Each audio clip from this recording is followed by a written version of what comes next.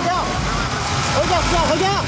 À mesure qu'il s'approche de l'usine, Pierre-Nicolas découvre un paysage apocalyptique.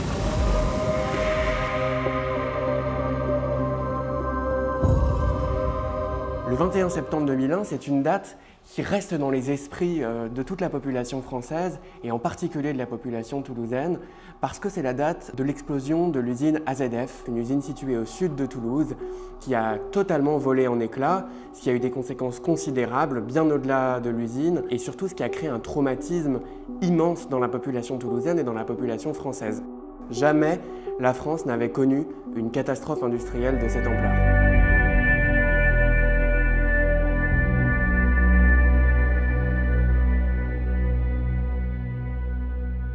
Avec l'équipe de Memento, on a eu l'idée de ce projet pour plusieurs raisons. D'abord parce qu'on avait le sentiment qu'il y avait de nombreux témoins à qui on n'avait pas donné la parole, et en particulier celles et ceux qui ont vécu cette catastrophe de l'intérieur. La deuxième chose, c'est qu'on s'est rendu compte qu'il existait des images d'archives totalement inédites qui donnent de la catastrophe une vision totalement différente. Et c'est après la découverte de ces archives qu'on s'est dit qu'il fallait absolument faire un documentaire.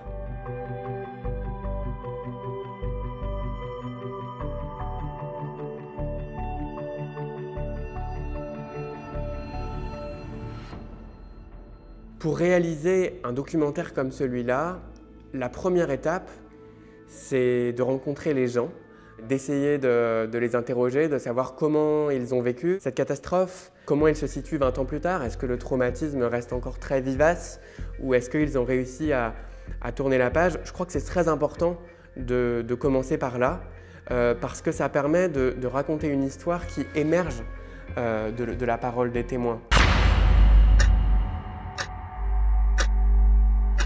L'explosion a eu lieu le 21 septembre à 10h17. Voilà.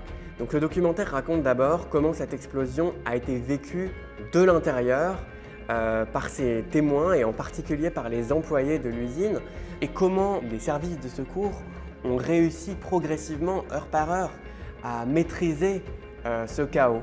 À cela se mêle un autre récit, on va dire qu'il y a une sorte de questionnement sur les causes de l'accident. Ce qu'on peut dire quand même, c'est que ça vous rattrape à un moment ou à un autre.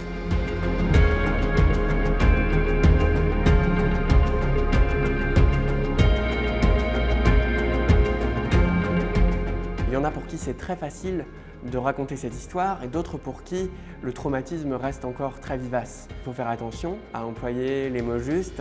Ce n'est pas du tout la même chose de parler à un pompier qui a vécu cette catastrophe de l'intérieur mais qui n'a pas été touché personnellement et puis de parler avec quelqu'un qui a été blessé dans l'usine ou qui a vu mourir un de ses collègues et donc qui a été touché personnellement, qui a été traumatisé. Tout qui s'est tombé sur nous, les vitres, tout.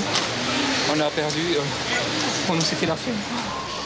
Ce qui m'a marqué, c'est que malgré toute la divergence entre les témoignages qu'on a recueillis, tout le monde a raconté que cette catastrophe est vraiment survenue d'une seconde à l'autre et que personne ne pouvait s'attendre à ce que la situation bascule comme ça d'une seconde à l'autre. Et ça, c'est quelque chose que tout le monde partage, cette espèce de surprise face à l'impensable, face à un scénario que personne n'imaginait. Une catastrophe comme AZF, c'est justement l'impossible qui devient réel, quelque chose qu'on n'avait jamais pu imaginer, qu'on n'avait jamais pu concevoir auparavant. Et ça, c'est quelque chose d'intéressant. C'est au moment où la catastrophe se produit, en fait, qu'elle devient possible.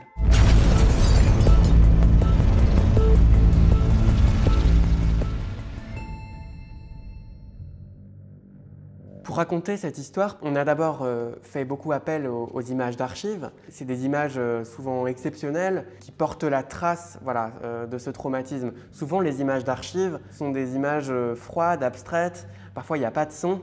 Et là, on avait la chance d'avoir un matériau très très vivant qui montrait les choses de manière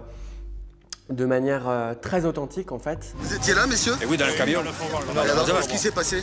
Et on roulait, puis c'est une explosion, c'est tout. On a entendu une grosse explosion, et puis... Voilà. Tout a volé. Mais on s'est rendu compte, en réalisant le documentaire, que ça ne suffirait pas, qu'il y avait des moments de cette histoire qu'il faudrait montrer avec des reconstitutions. Ça a été un des partis pris de ce documentaire, de faire appel à la fiction pour mieux raconter le réel. Ok, on est prêt pour la fumée. Action! Stop!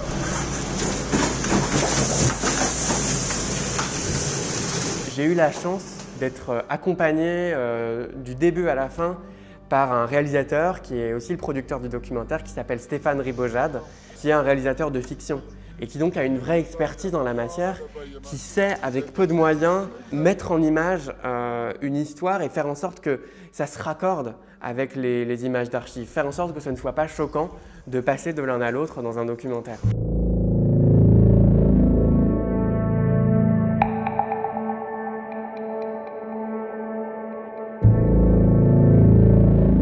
Sur le plan officiel, sur le plan judiciaire, l'affaire est close. Il y a eu 3 procès qui ont donné des conclusions très fermes et définitives sur à la fois les causes de l'explosion et sur ses responsabilités. Néanmoins, ce qui m'a surpris en plongeant dans cette affaire et en allant à la rencontre de ceux qui l'ont vécu, c'est que pour nombre d'entre eux, en fait, l'affaire n'est pas du tout close. Je ne vois pas le lien de cause à effet par rapport à ce qui s'est passé. Donc à mon sens, on est toujours en quête de vérité sur ce qui s'est passé. C'est un traumatisme qui reste encore vivace, que 20 ans ce n'est pas tant de temps que ça, et que pour de nombreuses personnes, les images du 21 septembre, les traumatismes, le choc restent profondément ancrés. Le fait de réaliser ce documentaire m'a permis de découvrir à quel point le nitrate d'ammonium occupait une place immense, aujourd'hui encore 20 ans après l'explosion, dans nos économies et dans notre industrie agricole.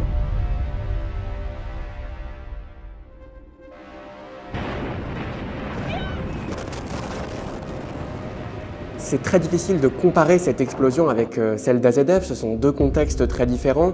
Ce qu'on peut dire néanmoins, c'est que c'est le même produit qui a explosé en 2001 dans l'usine AZF à Toulouse et en 2020 à Beyrouth, à savoir le nitrate d'ammonium, un fertilisant agricole à base d'azote. Et ce produit, qui est extrêmement important dans l'industrie agricole aujourd'hui, il est connu et redouté pour ses propriétés explosives et son stockage peut être périlleux. C'est un produit aux effets délétères et en fait l'explosion du stockage dans l'usine AZF ou à Beyrouth en 2020, ce n'est que la phase émergée de l'iceberg. C'est un produit extrêmement néfaste pour l'environnement, c'est le fondement des monocultures qui appauvrissent les sols. Donc évidemment, on parle du nitrate d'ammonium quand il y a des explosions, mais je crois qu'il faut aussi en parler avant qu'il y ait d'explosion. Je crois qu'il va falloir remettre ce produit au centre du débat. Il est responsable, d'après les experts, d'une part importante du dérèglement climatique, en particulier en France. Il ne faut pas attendre l'explosion d'AZF ou l'explosion de Beyrouth pour parler du nitrate d'ammonium, de ses effets délétères et des solutions qui existent pour pouvoir s'en séparer.